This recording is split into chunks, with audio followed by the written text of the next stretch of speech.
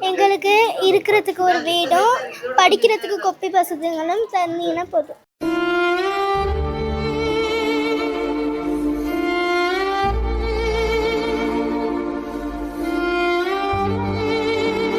பிள்ளைகள் பாடசாலைக்கு கொண்டு போன பாடசாலை பை, அதே போன்று அவர்கள் உறங்கிய மெட்ரஸ்கள், அவர்கள் பாவித்த கதிரைகள், இப்படி பல விடயங்கள் இந்த பகுதியில் இப்போது வெறுமனே ஞாபகார்த்தமாக மாத்திரமே எஞ்சியிருக்கின்றது.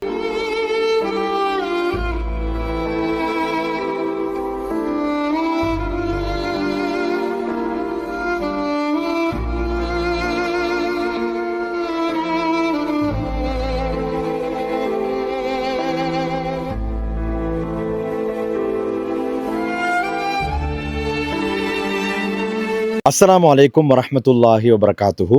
அன்பார்ந்தவர்களை, நான் தற்போது மடுல் சீம டூமோ ஸ்டேட்டிலிருந்து உங்களோடு இணைந்திருக்கிறேன். இதோ நீங்கள் எனக்கு பின்னால் பார்க்கக்கூடியதாக இருக்கும் மிகப்பெரிய மண் சரிவு ஏற்பட்டு பல வீடுகள் இல்லாமலாக்கப்பட்ட ஒரு இடத்தில் இருந்து தான் நான் பேசிக்கொண்டிருக்கின்றேன். நான் இப்போது நிற்கக்கூடிய இந்த இடம் கூட இந்த இயற்கை அனர்த்தம் ஏற்படுவதற்கு முன்னால் ஒரு வீடு, இங்கே இருந்த ஒரு வீட்டுக்கு மேலிருந்து தான் நான் இப்போது பேசிக்கொண்டிருக்கின்றேன்.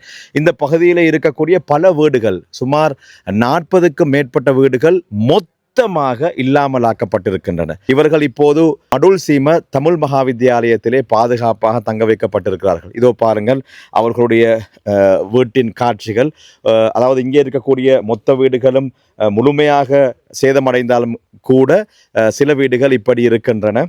அதே போன்று அவர்கள் பாவித்த ரைஸ் குக்கர், இந்த வீடுகளிலே இருந்த பிள்ளைகள் பாடசாலைக்கு கொண்டு போன பாடசாலை பை, அதே போன்று அவர்கள் உறங்கிய மெட்ரஸ்கள், அவர்கள் பாவித்த கதிரைகள், இப்படி பல விடயங்கள் இந்த பகுதியில் இப்போது வெறுமனே ஞாபகார்த்தமாக மாத்திரமே எஞ்சியிருக்கின்றது. ரொம்பவே கவலையான ஒரு காட்சி. இவர்கள் பல வருடங்களாக கஷ்டப்பட்டு உழைத்த அவர்களுடைய மொத்த உடைமைகளும் சேதமாக்கப்பட்ட ஒரு இடத்திலே இருந்துதான் நான் இப்போது பேசிக்கொண்டிருக்கின்றேன். அன்பார்ந்தவர்களே, அரசாங்கம் மாத்திரம் இவர்களுக்கு உதவி செய்தால் நிச்சயமாக இவர்களால் இயல முடியாது.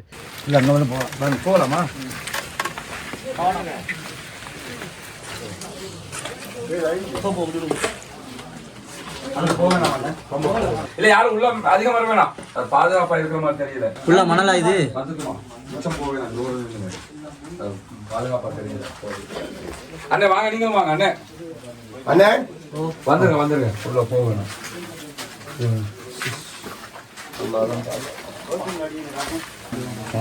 அவங்க திருப்பி வாழ்றத நினைச்சும் பார்க்கல.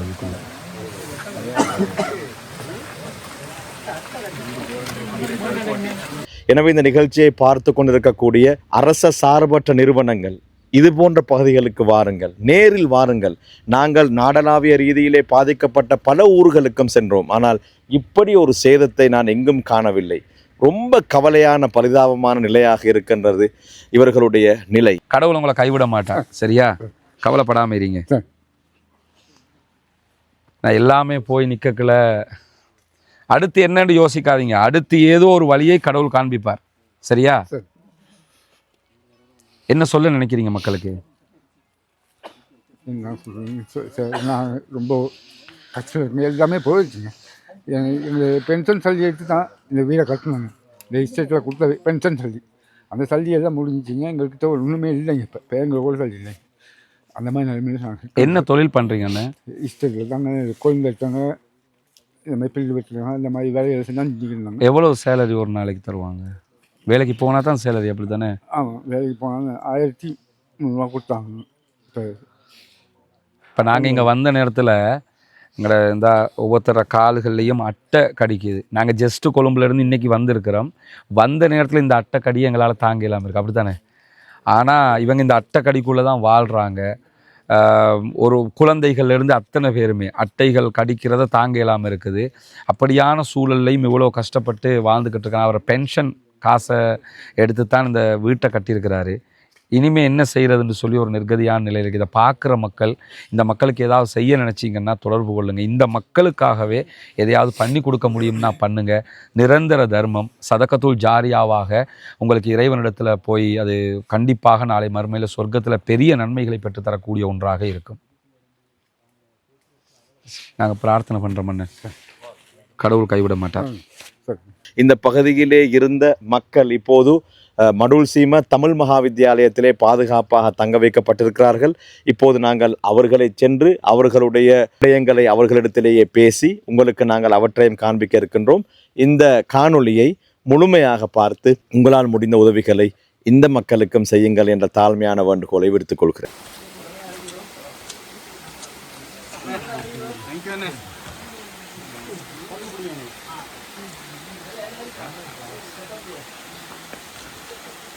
எங்கள் மண் வீடு எல்லாம் செவரெல்லாம் இடிஞ்சிருச்சுங்க, கூரையெல்லாம் பிச்சுக்கிட்டு போயிடுச்சுங்க. இந்த கால் வட்டம் எங்கள் 2 பேரும் நோயாளிங்க, இருக்க இல்லாதுங்க. எங்களுக்கு வீடு தாங்க வேணுங்க, வீடு தாங்க சார் வேணும். ஆமாங்க, நாங்கள் 6 வருஷமாக இந்த ஸ்கூலில் தான் இருக்கோம். சிலிப்பு வந்துட்டு தான் போகிறோம். 6 வருஷமாக எங்களுக்கு ஒப்பனை கொடுத்துருக்காங்க பண்டாரவல்லையில் வீடு கட்டி தரேன்ட்டு. எங்களுக்கு இன்னும் வீடு கட்டி கொடுக்கல. வீட்டுகளுக்கெல்லாம் மண் கல்லெல்லாம் நிறைஞ்சு போயிட்டு எல்லாமே ஸ்கூல் உடுப்புல இருந்து எல்லாமே சேதமாயிடுச்சு. ஒன்றுமே எடுக்கிறதுக்கே இல்லை எங்களுக்கு எல்லாத்துக்கும். எங்களுக்கு 49 குடும்பத்துக்கும் வீடு வந்திருக்கு, ஒப்பம் கொடுத்துருக்காங்க. இன்னும் வீடு கட்டுப்படலை. அதுக்கு என்னாச்சு தயவு செஞ்சு என்ன செஞ்சுருக்காங்க. உங்களோட வயது எத்தனை? 72ங்க. 72. நீங்கள் எவ்வளோ காலமாக இந்த எஸ்டேட்டில் வாழ்கிறீங்க? நான் அந்த ஸ்டேட்டுக்கு போயிட்டு 48 வருஷம் ஆச்சுங்க. 48 வருஷம். 48 வருஷமாக ஏதாவது புனர் நிர்மாணம் செஞ்சு நல்லா செஞ்சு தந்தாங்களா யாரு? சரி இல்லைங்க, ஒன்றுமே அந்த இருந்த வீட்டில் தான் இருந்தோம். இப்போ இருக்கிற வெள்ளம் பூந்துச்சிங்களே அதில் தாங்க இருந்து. அதாவது டூமா எஸ்டேட். உங்களோட வீடு முழுமையாக பைத்தா? முழுமையான கூரையெல்லாம் இருக்குங்க. தண்ணி அடிச்சால சாமான் தட்டலாம். எத்தனை பிள்ளைங்க உங்களுக்கு? எனக்கு பிள்ளைங்க பொம்பளை பிள்ளைகள்லாம் 4. 1 செத்து போச்சு. 3 பேர் இருக்காங்க. ஆம்பளை பிள்ளை 1. அவங்க கல்யாணம் கட்டியாங்க. ஒரு பிள்ளை என்னுடைய குடும்பமாகவே இருக்குது. அது கொழும்புல இருக்குது. அது போலப்பு தான் நாங்கள் சாப்பிட்டுக்கிட்டு இருந்தோம். அதுக்கு 3 பிள்ளைங்க, மாப்பிள்ளை இல்லை. 3 பிள்ளைங்க, ஒரு பொடியும் கல்யாணம் கட்டிக்கிட்டு எல்லாருமே அந்த சின்ன வீட்டில் தான் அந்த சின்ன வீட்டில் தாங்க இருக்கோம். இப்போ அந்த வீடு சேதமடைஞ்சிக்க அதிகாரிகள்கிட்ட நீங்கள் என்ன சொல்ல விரும்புகிறீங்க? எங்களுக்கு அந்த வீடு சேதடைஞ்சிருக்குன்னு சொன்னால் எனக்கு வீடு வாசல் தாங்க வேணும். இனி நாங்கள் செத்தாலும் நாளைக்கு அந்த வீட்டில் ஒரு நிம்மதியாக கொண்டு எங்களை ஒரு அடக்கம் செய்யணும் தானாங்க. அறவே வீடு இல்லாமல் நாங்கள் இருக்கிறோம். எங்களுக்கு படிக்கிறதுக்கும் ஒரு வசதி இல்லை. எங்களுக்கு வீடு இழந்துட்டு நாங்கள் இருக்கிறோம். எங்களுக்கு சாமான் ஒன்றும் இல்லை. நாங்கள் படிக்கிறதுக்கு கொப்பி புத்தகமே எதுவுமே எடுத்துக்கிறதுக்கு இல்லை. அதுக்காண்டி எங்களுக்கு ஒரு வீடும் எங்களுக்கு படிக்கிறதுக்கு புத்தகம் கொப்பி இருந்தால் போதும். எந்த ஸ்கூலில் படிக்கிறீங்க? மடல் ஸ்கூல். இந்த ஸ்கூலில், மடல் சிமந்த ஸ்கூல்லையா? இப்போ இங்கே ஸ்கூலில் எவ்வளோ காலமாக தங்கி இருக்கிறீங்க? இந்த ஸ்கூலில் ரொம்ப நாளாக தங்கி இருக்கோம். ரொம்ப நாளாக தங்கிக்கிறீங்களா? வீடு இல்லை, வீடு போயிட்டா? வீடு போயிடுச்சு. சரி, உங்களுக்கு வீடு வேணுமா? ஆமாம். அதிகாரிகளுக்கு சொல்லுங்கள் எங்களுக்கு வீடு ஒன்று தாங்கண்டு. இதை பார்க்குற ஜனாதிபதிக்கு சொல்லுங்கள் உங்களுக்கு என்ன தேவைண்டு. எங்களுக்கு இருக்கிறதுக்கு ஒரு வீடும் படிக்கிறதுக்கு கொப்பி வசதிகளும் தந்தீங்கன்னா போதும். வீடெல்லாம் போயிட்டு எங்களுக்கு தரமட்டமாக உடுப்பு எல்லாம் இழந்து தான் இங்கே இருக்கிறோம். ஒன்றுமே இல்லை. ஒன்றுமே இல்லை. அப்போ என்ன அதிகாரிகள்கிட்ட நீங்கள் என்ன கேட்க போகிறீங்க? வீடு தான் எங்களுக்கு வேணும். வீடு தான் எங்களுக்கு வேணும். எங்கேயுமே எங்களுக்கு இருக்கிறதுக்கு இல்லை. எவ்வளோ காலமாக அந்த வீட்டில் இருக்கிறீங்க? 10 வருஷம். இப்போ பிள்ளைங்களுக்கும் நீங்களுக்கும் உங்களுக்கும் திரும்பி போகிறதுக்கு வீடே இல்லை. எங்கேயுமே மொத்தமாக எல்லாம் போயிடுச்சுங்க. உடுப்பு துணிமணியாக எதுவுமே இல்லை. நீங்கள் கொடுத்ததான் நாங்கள் வாங்கியிருக்கோம்.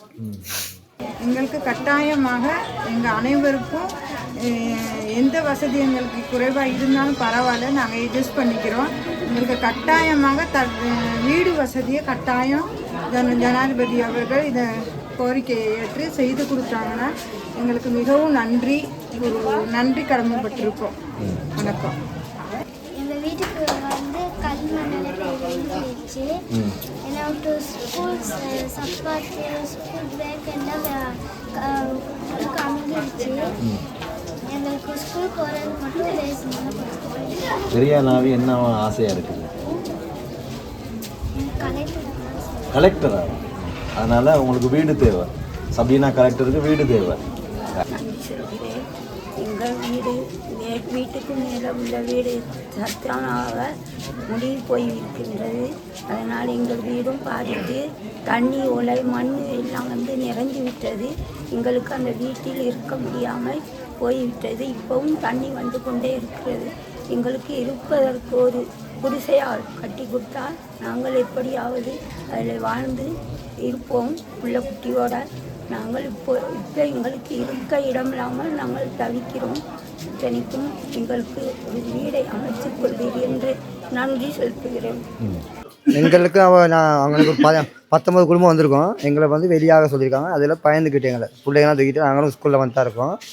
எங்களுக்கு அந்த அதிகாரின்னு சொன்னாங்க. அன்றைக்கி வந்து மண்ணை செக் பண்ணிட்டு சொன்னாங்க. இதில் இருக்காது எங்களுக்கு. இதை எஸ்டேட் இது உவைக்கலை எஸ்டேட்டு. அங்கே எத்தனை குடும்பம் வாழ்கிறாங்க? அன்றைக்கி இருக்குது 28 குடும்பம், 24 குடும்பம் தான் எங்களுக்கு எச்சரிக்கைப்படுத்துறாங்க. ஹெட் குரூஸ் பண்ணி இதாக வெளியாக சொல்லி சிகப்பு எச்சரிக்கை பண்ணியிருக்காங்க. வெளியாக சொல்லி. இப்போ நீங்கள் இந்த பாடசாலை எவ்வளோ நாள் இருக்கிறீங்க? இப்போ நாங்கள் இன்றைக்கி வந்து 4 நாள் ஆச்சு இன்னையோட. எங்களுக்கு சொல்லி இப்போ இந்த மழை கூட தான் சொன்னாங்க. வெளியாக சொல்லிட்டாங்க. அவ்வளோ பேருமே வந்துட்டாங்க. இன்றைக்கி நாங்கள் 4 பிள்ளைய தூக்கிட்டு அம்மா எல்லாம் கூட்டிகிட்டு நாங்களே இங்கே வந்துட்டோம் ஸ்கூலுக்கு. அந்த வீடு வந்து இப்போ உங்கள் ஏரியா இருக்குதா? வீடு இருக்குது. ஆனால் சிகப்பு எச்சரிக்கை சிகப்பு வெளியாக சொல்லிட்டோம். அவ்வளோ பேருமே நாங்களும் எல்லாம் எதுவுமே எடுத்துகிட்டு வரல.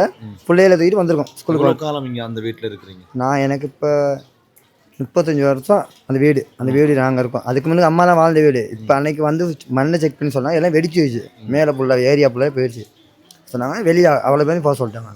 விஸ்டேட் தவிர சொல்ல மாதிரி. அப்புறம் அன்றைக்கி வந்து வந்தவங்க சொன்னாங்க மழை கொண்டு போக அன்றைக்கி கேஜி மூலியமாக சொல்லி நாங்கள் வெளியே ஆகிட்டோம். வந்துட்டு அன்றைக்கே வந்துட்டேன் எல்லாமே சொன்னேன். எனக்கு 4 பிள்ளைங்க இருக்குது. 3 பேர் ஸ்கூலுக்கு, ஒரு சின்ன பிள்ளை இருக்குது, 3 வயசு பிள்ளை இருக்குது. 35 வருஷம் அந்த வீட்டில் இருக்கிறீங்க. எந்த புனர் நிர்மாணம்? தண்ணி இருக்குது. வருஷம் மழை பெஞ்சா தண்ணி உள்ளுக்கு ஆயிரும். நாங்களாம் வந்து அதில் தான் வாழ்கிறோம். கொள்ளனால வாழ்கிறோம். இதை பார்க்குற அதிகாரிகளுக்கு நீங்கள் சொல்கிறாங்க தண்ணி மழை நினைக்கு தண்ணி வத்திருக்கணும்னு சொல்கிறாங்க. அங்கே போய் போக சொல்கிறாங்க. எங்களை மழை நினைக்கு போக சொல்கிறாங்க. அந்த வீட்டிலே இருக்க சொல்கிறாங்க. பயந்துக்கிட்டே இருக்க என்ன இருக்கல தானே. மடுல் சீம டூமா தோட்டத்தைச் சேர்ந்த எங்களுடைய சகோதரிகளுடைய அழுக்குரல்களை பார்த்திருக்கிறீர்கள். அவர்கள் தங்களுக்கு பெரிதாக ஒன்றையும் கேட்கவில்லை. தாங்கள் வசிக்கக்கூடிய வீடை வாழ்வதற்கு பொருத்தமாக புனர் நிர்மாணம் செய்து தருமாறு தான் வேண்டுகிறார்கள். எனவே இந்த காணொளி அதிகாரிகளுடைய கண்களில் பட்டிருந்தால் இவர்களுக்காக வேண்டி உங்களால் முடிந்ததை செய்யுங்கள். பல வருட காலமாக இவர்களும் வாக்களிக்கிறார்கள், இவர்களும் இங்கே இருக்கிறார்கள், அரசியல்வாதிகள் இங்கே வருகிறார்கள் போகிறார்கள், ஆட்சி மாற்றங்கள் இடம்பெற்றன. ஆனால் இந்த மக்கள் அவர்களுடைய வாழ்வாதாரத்தை ஒரு படித்தரம் ஏனும் கூட்டிக் கொள்ளவில்லை. அவர்களுடைய நிலைமையை பார்க்க முடியவில்லை. இந்த நிகழ்ச்சியை நாங்கள் ஒளிபரப்பு செய்யக்கூடிய நேரத்தில், அதாவது ஒளிப்பதிவு செய்யக்கூடிய நேரத்தில் கூட மனது ரொம்பவே கனத்து போனது. எனவே தயவு செய்து இந்த காணொளியை பார்க்கக்கூடியவர்கள் இந்த மக்களுக்கு உங்களால் முடிந்த உதவிகளை செய்யுங்கள். அரசாங்கம் செய்யும் வரை பார்த்து கொண்டிருக்காமல் அரச சார்பற்ற நிறுவனங்களாக இருந்தாலும் பரவாயில்லை, இவர்கள் நிம்மதியாக வாழ்வதற்கான ஏற்பாடை செய்து கொடுங்கள் என்பதை ஞாபகப்படுத்திக் கொண்டு அரச தரப்பினர் இது தொடர்பில் மிகுந்த அவதானத்தை செலுத்த வேண்டும் என்ற தாழ்மையான வேண்டுகோளையும் இந்த சந்தர்ப்பத்தில் விடுத்துக்கொண்டு ஒளிப்பதிவாளர் முவாதோடு விடைபெற்றுக் கொள்கின்றேன். நன்றி.